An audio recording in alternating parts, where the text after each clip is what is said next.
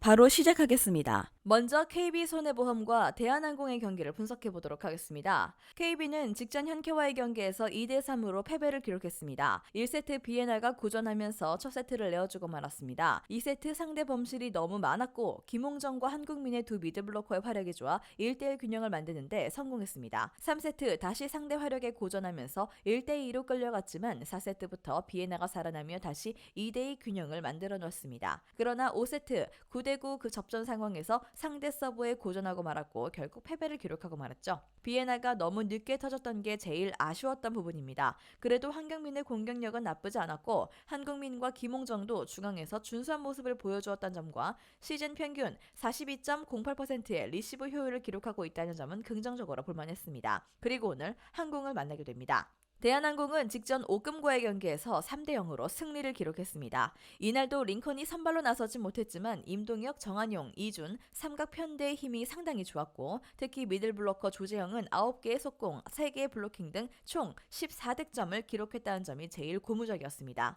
백업 자원들이 힘이 상당히 좋고 지난 시즌의 저력을 보여주고 있는 상황인데요. 또한 올 시즌 평균 42.75%의 리시브 효율을 기록하고 있고 범실도 잘 줄여나가고 있다는 점 역시 고무적인 상황입니다. 그리고 오늘 KB를 만나게 됩니다. 지난 1라운드 맞대결 당시 항공이 3대2 승리를 기록한 바 있었습니다. 당시 링컨이 고전하면서 화력 강점을 보여주지 못했고 5세트에서는 링컨은 빠지고 임동혁이 선발로 나와 활약을 펼쳐줬습니다. 두 팀 모두 시즌 초반 리시브 안정감을 잘 보여주고 있는 상황입니다. 따라서 오늘 경기는 화력, 블로킹, 범실이 가장 중요해 보입니다. 현재 KB는 주포 비에나가 고전을 면치 못하고 있는 상황입니다. 물론 항공의 링컨도 컨디션 난조로 선발 출전을 하지 않고 있긴 한데요. 다만 KB는 비에나의 대체자가 없는 반면 항공은 임동혁이 링컨의 공백을 100% 메워내고 있어 오늘 활약 경쟁에서는 임동혁, 정한용, 이준의 항공이 우위를 점할 수 있을 것으로 예상됩니다. 비에나가 고전하고 있기도 하고 높이 약점을 극복하지 못하고 있는데 최근 항공의 조재영, 김규민 두 미들블로커의 경쟁력이 상당하는 점도 감안해야 될 부분입니다. KB가 직전 경기 세트당 평균 3.8개의 범실을 기록했었습니다. 그러나 앞선 경기들에서는 범실이 5개 이하로 떨어지지 않았었기 때문에 오늘도 적은 범실의 흐름을 이어갈지 의문인 상황입니다. 반면 항공은 최근 3경기에서 5개 밑으로 범실을 기록했고 준수한 흐름을 보여주고 있습니다. 따라서 오늘 경기는 항공의 셧아웃 승리를 예상해봅니다.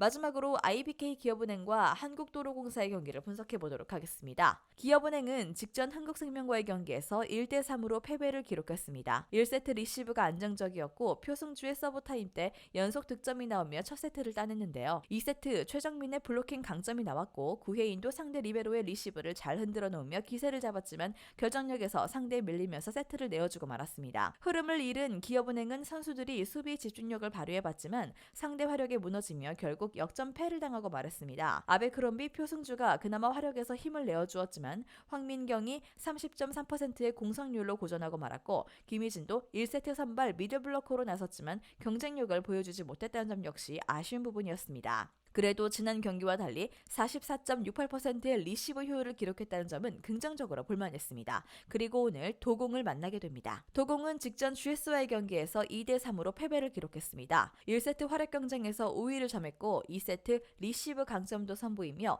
2대0 리드를 잡았지만 3세트부터 상대 화력에 살아났고 도공 부키리치는 8.33%의 공성률로 고전하고 말았습니다. 추격을 당한 도공은 4세트 상대 서브의 리시브가 완전히 흔들리고 말았고 결국 풀세트 접전 끝 리버스 스위패를 기록하고 말았습니다. 아쉽게 패배를 기록하긴 했지만 부키리치가 36득점, 공성률 41.44%, 트리플 크라운을 달성하며 2경기 연속 좋은 모습을 보여주었고 타나차도 20득점, 46.51%를 기록, 국내 리그에 점점 적응하는 모습을 보여주고 있다는 점은 긍정적으로 볼만했습니다. 그리고 오늘 기업은행을 만나게 됩니다. 지난 1라운드 두 팀의 맞대결에서 기업은행이 3대2 승리를 기록했습니다. 이날 기업은행의 블로킹 강점이 상당히 좋았고 범실 관리도 되면서 승리를 거둔 바 있었습니다. 기업은행 아베크롬비와 표승주의 화력이 나쁘지 않긴 합니다. 다만 도로공사 부키리치와 타나차가 최근 경기들에서 국내 리그에 완전히 적응한 듯한 모습을 보여주고 있다는 점을 감안해 본다면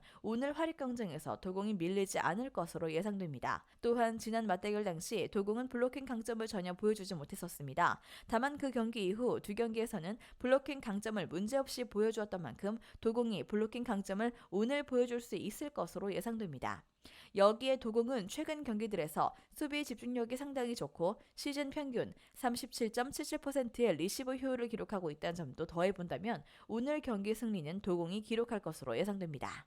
영상에서 알려드리는 내용들은 모두 1차 분석 내용들이며 2차 분석과 최종 조합픽은 영상 하단 고정 댓글 링크로 문의 주시면 안내 도와드리도록 하겠습니다.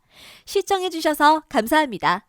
아직도 혼자 분석하고 계신가요? 이슬TV 스포츠 정보방에서는 실시간 스포츠 커넥션을 통한 소통하는 관리 시스템으로 확실한 수익을 전해드리고 있습니다. 정보방 입장 조건은 없으며 일반인들은 쉽게 접할 수 없는 배당 흐름 분석, 모든 경기 라인업과 결장자, 마지막으로 분석 모델링을 통한 최종 조합픽까지 무료로 제공해드리고 있습니다. 물론 마음에 안 들면 둘러보시고 나가셔도 됩니다. 혼자 하면 단기간으로 수익을 볼 수도 있겠지만 함께 하면 장기간으로 꾸준한 수익이 가능합니다.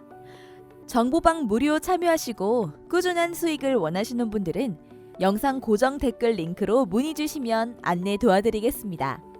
늦지 않았습니다. 함께 합시다.